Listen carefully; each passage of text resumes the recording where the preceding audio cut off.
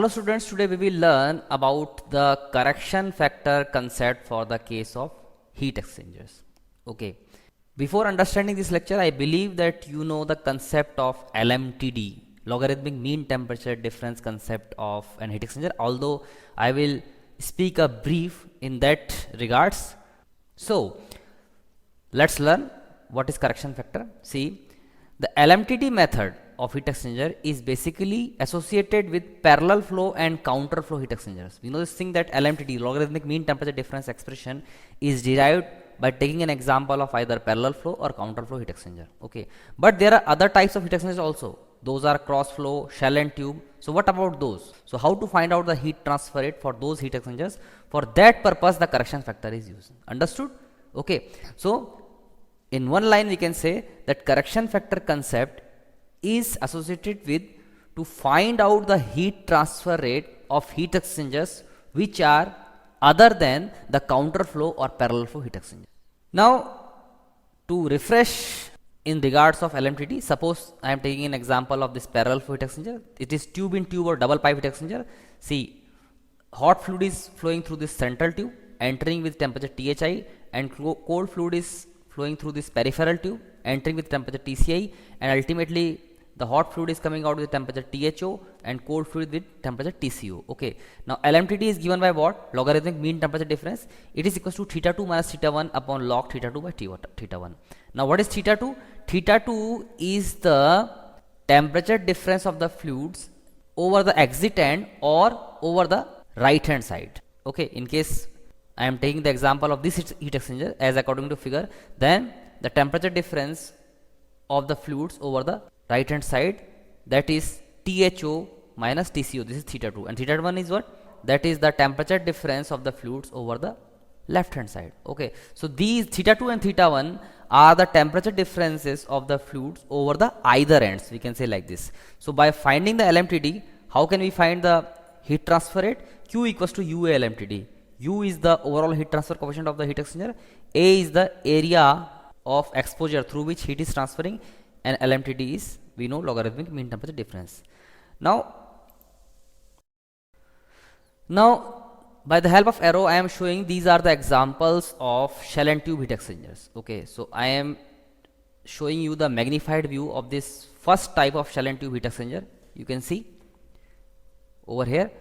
So it consists of a big shell, you can see big shell, and tube is running through this shell. You can see tube is entering and coming out, turning and coming out. Okay, so one fluid flows through this tube and other fluid flows through this shell. For example, hot fluid is entering inside this tube, going in and coming out from the exit end. Okay, and cold fluid is entering inside the shell and coming out from the exit end.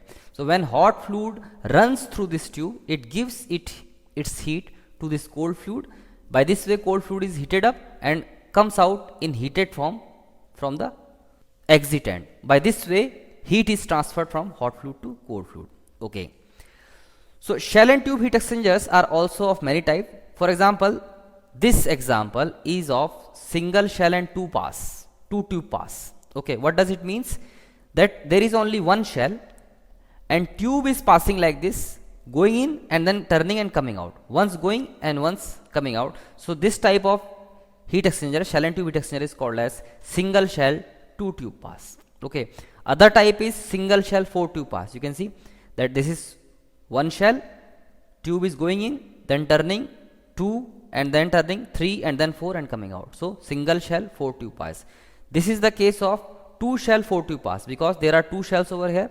So tube is going inside, 1, then turn. Okay, so 2, 1, 2, then again going inside the other shell, 3, and then 4 and coming out. So it is two shell and 4 tube pass. So this is another type of shell and tube heat exchanger. Okay, now we can see over here that shell and tube heat exchanger doesn't falls under the category of counter flow or parallel flow, because in parallel flow what happens, both the fluid moves in same direction, but in counter flow what happens, both the fluids moves in opposite direction. But over here there is no such case that flowing in same direction or opposite direction. Okay, so for this case we have to use the correction factor concept. Okay, first of all we have to learn two terms, those are called as temperature ratios P and R.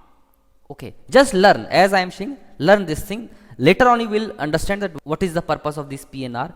These are called as temperature ratios, and these are non-dimensional numbers because over the numerator and denominator there are temperatures. Okay.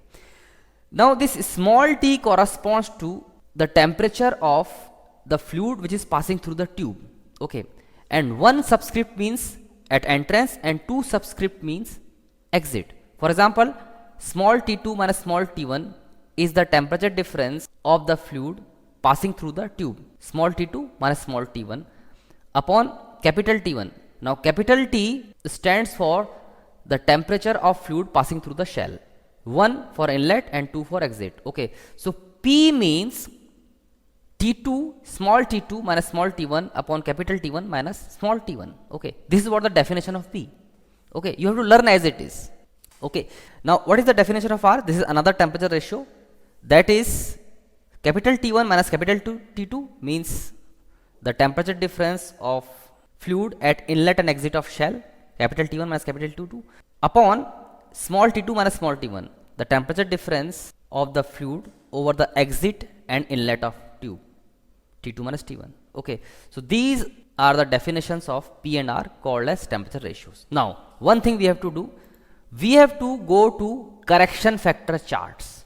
Okay, over here I am showing you one fictitious chart. This is not scaled, just to make you understand. Okay, how to see the correction factor chart? It consists of y-axis and x-axis. Okay, x-axis corresponds to P. Okay, P I have already defined, that is equals to small t2 minus small t1 upon capital T1 minus small t1. So x stands for P and y stands for correction factor F. Got it? X stands for P and y F, correction factor. Now you can see in this correction factor chart there are some curves. These curves are constant R curves. For example, as I am showing by the arrow, this curve stands for R associated with magnitude 4. This curve associated with R with magnitude 3 means everywhere over this curve the value of R is 3. Everywhere over this curve the value of R is 4. Everywhere over this curve the value of R is 1, like this. Okay, so once again, X stands for P, Y stands for correction factor F, and in this chart these curves corresponds to the temperature ratio R. Now what you have to do, suppose some heat exchanger is running, find out the P and R of that heat exchanger. Okay, by the help of the temperatures we can find out the P and R.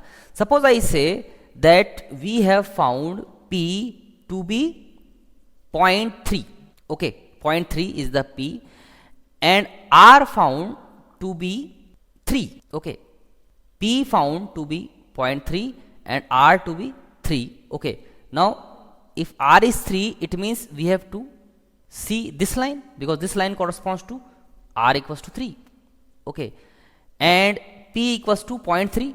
So just raise a line and see where it is intersecting with the R. Okay, now the point where it is intersecting, go toward left, and I think it could be 0.93, like this. Okay, so we have found the correction factor F. That's it.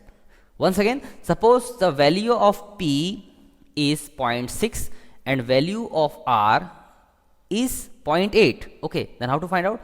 Value of P is 0.6 over here and value of R is 0.8. So 0.8 is going like this, okay, this intersecting over here. So it is intersecting over here, then go toward left hand side. This is the point of intersection. Go toward left hand side. What we see, it could be I think 0.98 or 0.99. This is what the correction factor is. Okay, so you would have understood how to find out the correction factor of the corresponding heat exchanger by the help of these temperature ratios P and R.